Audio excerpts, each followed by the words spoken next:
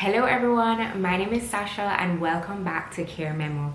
In today's video, I want to talk about the importance of early intervention.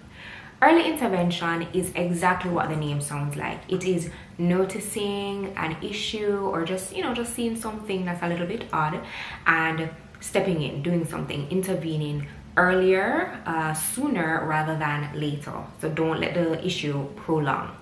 Now, when a child is born, we are often aware as parents and other caregivers of certain developmental milestones that this child should reach by a certain point. So for example, we know that by this age, a child should be babbling. By this age, they should be talking. By this age, they should be walking, and so on. It goes on, throughout childhood.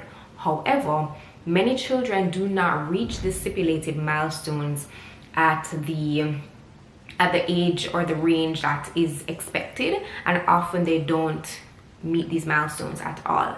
When we notice these things, it is often indicative of a disability.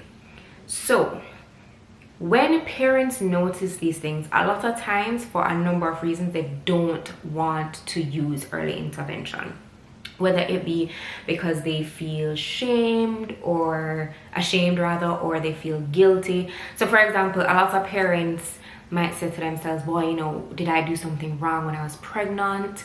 Was I not eating the right food? Or since the child has been born, have we not been feeding them well? Have we not been giving them enough stimulation? Other parents take it a step further and they say, what are other people going to think? What is our family going to think? What are our friends going to think? Is this something again that we are doing wrong? And they feel embarrassed about it. And then there are some parents who just are in straight denial, right? They're just like, no, there's nothing wrong with my child. I know of children who don't start doing these things until much later as well, so maybe my child is just one of those children. It doesn't mean that there's anything wrong. Whatever your thought process is, whatever your reasoning is, all of those emotions and those reactions are valid, but at the end of the day, it's important to put those things aside and step up, actually do something for the benefit of your child. Yes, you can feel embarrassed. Yes, you can feel ashamed. Yes, you can feel guilty. Yes, you can feel confused, and all of that is very, very valid.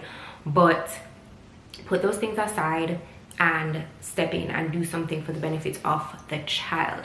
So when I say do something, what do I mean?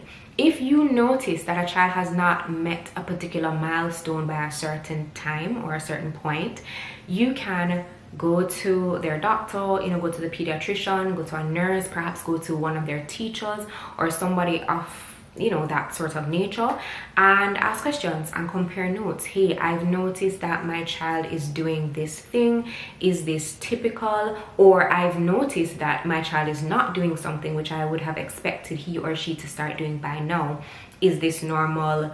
What can happen? Because by speaking to these healthcare professionals and these other professionals, they can point you in the right direction, whether that be for speech therapy, physical therapy, occupational therapy, sending you to a child psychologist, whatever it is that needs to happen.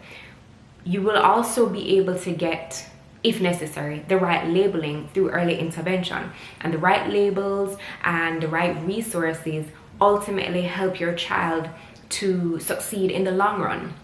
So I'll give you guys an example. I know of a little boy who, when he was much, much younger, his speech was very, for lack of a better word, muffled, right? Like we really couldn't understand what he was saying a lot of the times. And his mom noticed it. She wasn't quite sure what to do. When he started the nursery, the teacher actually mentioned it to her as well, like, hey, his speech is not really flowing as would be expected by this point. So how about you take him to speech therapy? Going to speech therapy, it could be that this is something serious, this is a long-term problem, but it could also be something very, very short-term, very minor. It could just be something physical, placement of the tongue or something like that. Just go and see. And thankfully that parent listened to that advice, went to the speech therapist. The child is flourishing right now. He speaks quite normally. He speaks very well. They were able to do the necessary exercises.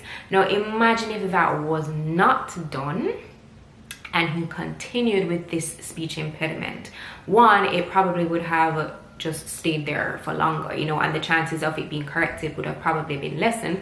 But also that can have emotional scars, and we need to understand that the seeds that are planted in childhood go on and bear fruit for many years to come. So it's good that she was able to get him the help that was needed, because that helped him out educationally, you know, physically, emotionally, and so on. And that's the thing with early intervention. And if nothing else, I want you guys to take that from this video.